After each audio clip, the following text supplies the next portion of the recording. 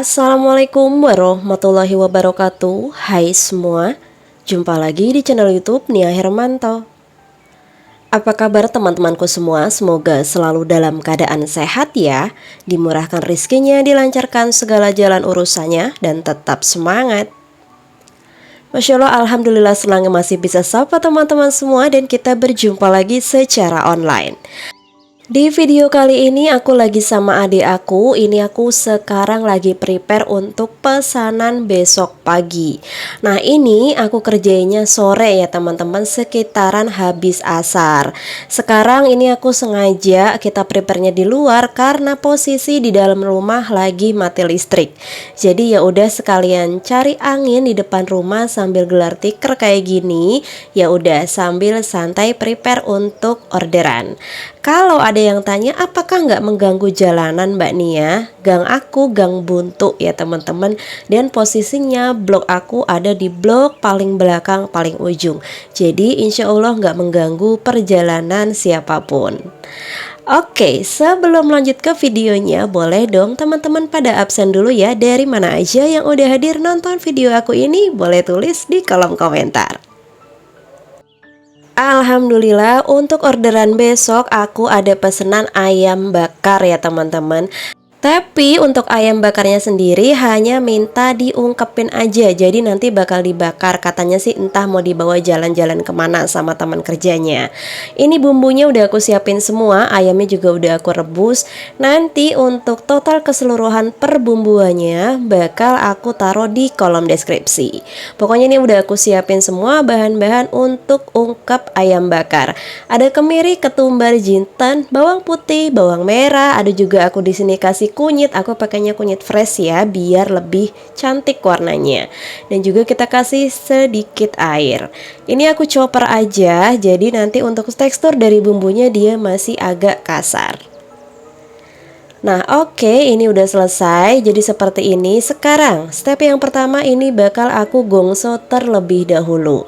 Barangkali di sini teman-teman ada yang belum tahu apa itu gongso. Gongso adalah mengurangi kadar air dari bumbu ini. Jadi kalau udah agak menyusut, terus bumbunya agak kering, barulah kita masukin minyak goreng. Lanjut masukin juga untuk lengkuas parut dan lengkuas geprek. Pokoknya aku pakai double, yang digeprek dan juga yang diparut.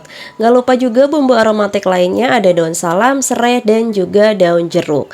Ini kita tumis semua sampai dia benar-benar harum dulu sampai tanak. Lalu masukin untuk gula merah atau gula aren. Wajib pakai gula merah kalau pakai resep aku ya.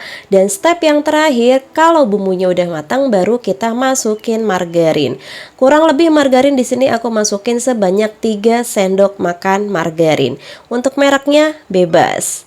Nah, fungsi dari margarin ini supaya nanti ayam yang udah matang itu dia warnanya cantik, glowing. Untuk bumbunya seperti biasa aku hanya kasih garam, lada bubuk dan sedikit penyedap rasa. Oke, ini udah selesai semua dan di sini yang bikin ayam kita tidak mudah hancur yaitu untuk pemakaian asam jawa atau asam matang seperti ini ya teman-teman. Nggak perlu banyak-banyak, dikasih sedikit aja. Ini tuh nanti rasanya bener-bener bisa bikin nyatu ya kalau kita kasih asam sedikit seperti ini. Pokoknya untuk bumbunya ini harus benar-benar sampai dia matang supaya tidak mudah basi walaupun berhari-hari ayam yang kita ungkep untuk nanti dibakar. Oke, setelah ini aku bakal masukin air, tapi untuk airnya di sini aku pakai air kelapa. Ini adalah air kelapa dari 2 butir kelapa. Ini kelapa tua ya teman-teman. Kenapa pakai air kelapa? Karena supaya gurihnya itu alami. Kaldu dari ayamnya udah gurih, ketambahan dengan air kelapanya itu sendiri dia yang bikin enak. Biasanya aku selalu menggunakan air kelapa. Lanjut masukin juga untuk kecap manis. Di sini pakai kecap manis disesuaikan aja sesuai selera. Kalau kepengen warnanya bener-bener gelap ya kecap manisnya agak dibanyakin. Dan ini kita masak sampai airnya mendidih terlebih dahulu. Kalau dirasa udah mendidih seperti ini, barulah ayam yang udah kita rebus tadi dimasukin dulu ya. Untuk ayamnya sendiri ini aku pakai ayam 1 kilo dipotong jadi 10 ya teman-teman. Ini sesuai request customer. Jadi biasanya setiap ada yang order itu aku selalu tanya terlebih dahulu. Ayamnya mau ayam pejantan, mau ayam boiler atau ayam apa. Dan biasanya menyesuaikan dengan budgetnya masing-masing. Kebetulan di sini mintanya itu 1 kilo dipotong jadi 10. Dan total keseluruhan ini aku pakai ayam totalnya 4,5 kg. Nah, ini bakalan aku ungkep, aku aduk pelan-pelan seperti ini ya teman-teman. Pakai apinya juga kecil, jangan terlalu besar supaya nanti bumbunya itu benar-benar meresap. Aku nggak tahu sih ya untuk orderan kali ini tuh dia kenapa mau dibakar sendiri, tapi kayaknya sih dengar-dengar mau dibawa jalan-jalan gitu. Jadi nanti kayaknya mau nginep gitu atau gimana aku kurang paham.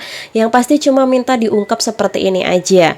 Dan untuk bumbu olesnya nanti aku yang prepare, aku siapin dari rumah sendiri. Untuk bumbu oles bakarnya cuma pakai kecap manis, margarin, saus cabai, saus tomat ya teman-teman. Cuma pakai itu aja, dikasih minyak sayur sedikit. Oke, ini udah aku pindahin. Lanjut di sini aku mau prepare untuk isian risoles. Aku kebetulan ada sekalian untuk pesanan besok risoles raw good. Jadi untuk di malam hari ini aku prepare tuh dari sore sampai malam ya teman-teman. Jadi ini aku udah prepare untuk pembuatan isian risoles. Ada kentang dan wortel yang udah aku cuci bersih. Total kentang aku pakai 1 kilo, wortelnya aku pakai 700 gram atau 1 kilo kurang ya teman-teman. Untuk bumbu risoles raw good di sini aku udah siapin ada 7 siung bawang merah, 5 siung bawang putih, dan 4 butir kemiri. Ini aku kasih garamnya sedikit aja supaya nanti pas nguleknya itu nggak licin ya teman-teman. Oke ya, sambil aku ngulek di sini teman-teman boleh dong tulis di kolom komentar lagi pada ngapain nih saat nonton video aku. Udah pada santai atau belum? Semoga udah pada istirahat ya. Jadi bisa nontonin video akunya sampai selesai nih.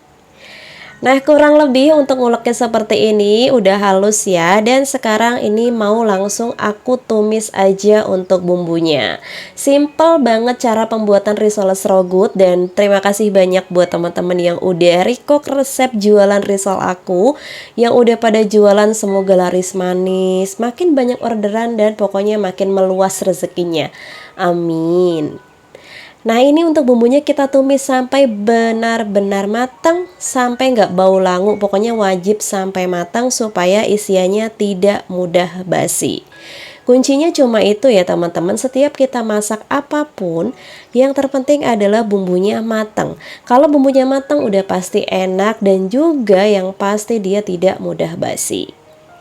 Yang pertama di sini aku bakal masukin wortel. Ini wortelnya udah diiris dadu seperti ini ya. Mayoritas kalau untuk isian risoles raw good itu dipotongnya kotak dadu kecil seperti ini. Mau itu untuk wortel ataupun untuk kentang, semuanya sama, kita potongnya seperti ini. Nah, ini kentangnya kalau udah diiris-iris wajib direndam pakai air ya. Barangkali teman-teman ada yang belum tahu. Khawatirnya kalau kentang kita langsung potong tanpa direndam dengan air, dia nanti menghitam. Oke, ini tadi udah aku tutup dan ini dibiarin sampai airnya keluar seperti ini. Bisa dilihat sendiri ya, ini udah mulai keluar airnya teman-teman. Padahal aku nggak tambahin air. Nah, sekarang di sini aku mau masukin untuk perbumbuannya. Karena berhubung tadi ngulek aku udah kasih garam, jadi sekarang aku tambah 1 sendok makan garam. Aku kasih juga untuk gula pasir 1 sendok dan kaldu jamur 1 sendok beserta lada bubuk. Di sini untuk lada bubuk aku pakai setengah sendok makan. Nah, ini bisa dilihat sendiri, ini airnya keluar. Kalau teman-teman penasaran airnya keluar dari mana? Dari kandungan wortel dan juga kentangnya. Jadi kalau untuk raw good, kalau mau dikasih air, kasihnya sedikit aja. Karena nanti dia juga pasti bakal mengeluarkan airnya sendiri.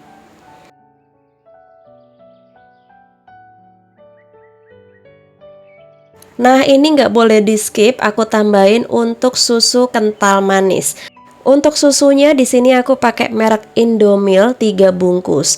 Kalau semisal teman-teman mau pakai takaran sendok, ini bisa dikasih sebanyak 5 sendok makan. Semisal teman-teman nggak mau pakai susu kental manis, apa bisa Mbak diganti pakai susu UHT? Bisa banget, itu nanti rasanya jauh lebih enak, jauh lebih creamy.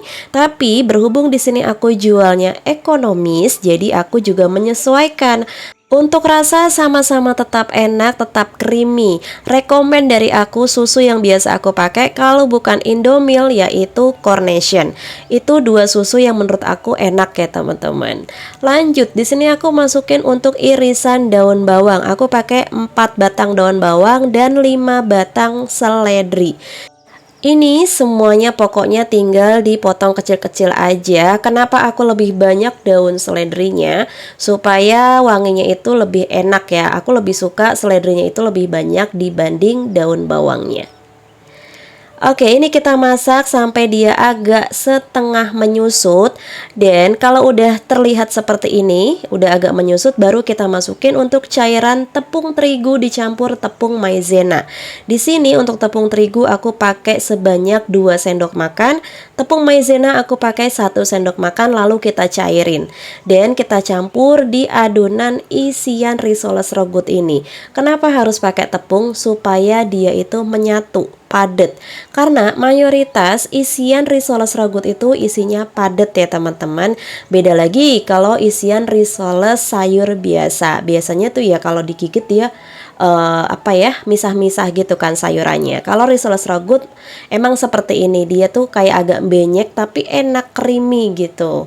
Kalau semisal teman-teman ada yang suka keju, ini bisa dicampur pakai keju parut. Oke, kurang lebih seperti ini, dan buat aku ini udah matang ya teman-teman.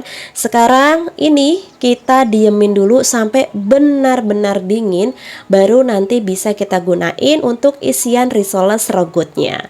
Kalau aku bikinnya malam biasanya itu aku biarin aja ya di suhu ruang. Jadi nggak masuk di kulkas teman-teman, nggak usah khawatir takut basi. Selama kita masaknya ini bener-bener matang ya, bumbunya tadi ditumisnya matang, ataupun untuk isiannya ini dimasak sampai dia benar-benar tanak. Hal ini biasanya tuh emang cara aku mensiasati kalau semisal aku ada orderan di pagi hari. Jadi untuk isiannya aku udah buat dari sore harinya, 1 hari sebelumnya, atau malam harinya aku udah bikin seperti ini. Nah ini tadi udah aku biarin hangat-hangat kuku terlebih dahulu, baru aku taruh di nampan sini ya teman-teman. Biasanya aku sambil rata-ratain kayak gini, biarin aja, nggak usah dimasukin ke kulkas kalau aku. Jadi nanti pagi tuh dia udah dingin kok. Khawatirnya kalau masih panas dimasukin ke kulkas, nanti yang ada kulkasnya malah rusak. Tapi kalau teman-teman mau dimasukin setelah dingin, monggo silahkan. Lanjut, sekarang mau bikin isian untuk lemper. Untuk bumbunya udah aku halusin, ada bawang merah, bawang putih, ada kemiri juga teman-teman. Ayamnya juga udah aku marinasi, udah aku suwir-suwir juga. Jadi ini super ngepot ya, karena ngejar waktu, jadi aku nggak bisa videoin semua stepnya. Sekarang untuk bumbunya kita bakal tumis terlebih dahulu. Bumbu aromatiknya di sini ada daun salam. Aku juga kasih daun jeruk. Jadi untuk bumbu aromatiknya hanya 2 bahan ini aja. Kalau menurut aku lebih banyak daun jeruknya, dia nanti bakalan lebih harum, lebih wangi ya teman-teman. Nah di sini kita masak dulu nih semua bumbunya, antara bumbu dan juga daun-daunannya sampai dia benar-benar matang. Harus sampai tanak ya teman-teman, supaya lemper kita nanti tidak mudah basi. Karena semua pesanan ini bakal diambil pagi hari di jam 6:30, jadi mau nggak mau aku begadang teman-teman. Hampir kelupaan, di sini aku masukin juga untuk ketumbar bubuk. Di sini aku pakainya hanya 1 sendok teh aja. Nah ini kita tumis sampai dia benar-benar harum dulu ya untuk bumbunya. Kalau udah harum seperti ini, barulah nanti aku bakal masukin untuk ayam yang udah disuir tadi. Untuk ayamnya di sini aku pakai dada ayam filet, totalnya ini ada 750 gram ya, atau setengah kilo lebih 1/4. Ini kita aduk dulu antara bumbu dan si ayam sampai dia tercampur rata. Barulah setelah itu kita bakal masukin untuk santannya. Untuk santannya sendiri di sini aku pakai santan instan Kara, aku pakai 2 bungkus ya teman-teman, dan aku campur air sebanyak 500 ml.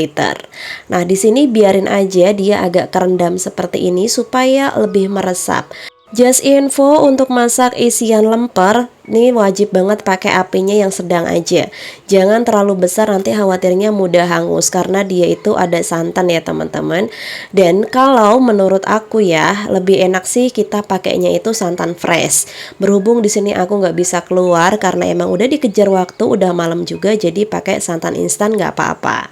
Untuk bumbunya di sini aku kasih garam, penyedap rasa aku pakai totole, dan juga kasih lada bubuk beserta gula pasir.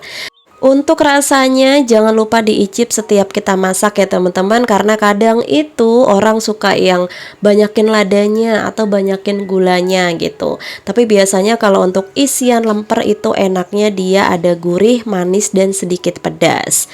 Oke, kita masak sampai dia benar-benar kering ya, harus sampai kering supaya tidak mudah basi. Nah, untuk isian lemper segini banyaknya biasanya aku tuh bisa sampai 60-70 porsi ya teman-teman. Jadi tinggal disesuaikan dengan harga jualnya. Berhubung lemper yang aku jual itu harganya murah meriah, hanya Rp2.000, jadi kita menyesuaikan dengan isinya. Oke, ini udah matang, tinggal aku pindahin aja ke dalam wadah. Dan aku mohon maaf banget bila mana videonya cukup sampai di sini dulu. Karena untuk part berikutnya insya Allah kalau keburu aku bikin video aku buatin ya teman-teman, karena ini dikejar waktu banget. Kalau pesanan pagi tuh kayak apa ya, kayak diburu-buru banget lah gitu. Terima kasih ya buat teman-teman yang udah nontonin video aku dari awal sampai akhir. Semoga video aku bermanfaat, menginspirasi, dan menghibur. Ambil nilai positifnya di setiap video aku. Wassalamualaikum warahmatullahi wabarakatuh. See you.